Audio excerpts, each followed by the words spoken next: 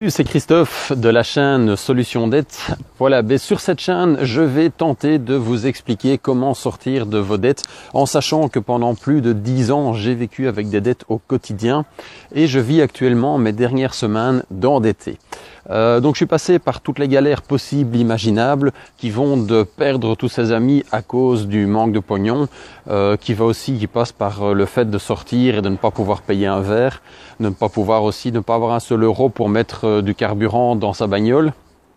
On a aussi saisi mes meubles, des huissiers qui sont venus. J'ai été harcelé par les huissiers pendant plus de 2 ans.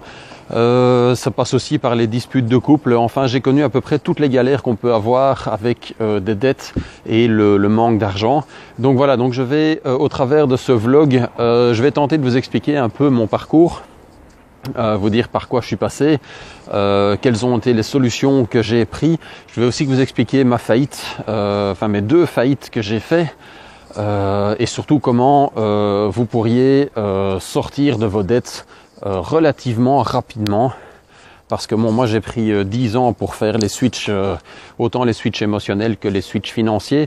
Donc je vais tenter aujourd'hui de au travers de ce vlog et des vidéos que je vais réaliser maintenant, je vais tenter d'en faire une par jour afin de pouvoir vous expliquer un peu ce parcours que j'ai eu et surtout les facilités qui sont offertes pour se faciliter la vie quand on a des dettes, parce que on passe par des moments qui sont vraiment pas sympas et le problème c'est qu'on a l'impression d'être seul au monde, mais je vous rassure, on est une très forte proportion de population à être endettée, que ce soit des dettes de consommation, que ce soit des dettes hypothécaires.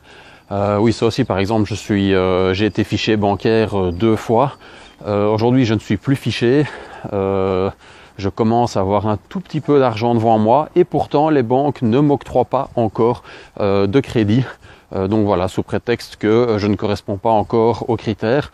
Mais bon, un banquier m'a clairement dit que je faisais partie d'une liste grise. Donc ça veut dire que je ne suis plus en liste noire, donc c'est-à-dire que je ne suis plus fiché. Mais par contre, je n'ai pas encore droit officieusement à un prêt. Officiellement, je peux l'avoir, mais officieusement, je ne peux pas parce que je suis sur une liste grise. Voilà, enfin soit. Donc je vous laisse en compagnie des autres vidéos. N'hésitez pas à laisser un petit commentaire si vous appréciez les vidéos. Abonnez-vous à la chaîne si vous voulez recevoir automatiquement les nouvelles vidéos. Donc voilà, je vous souhaite une excellente journée. Salut!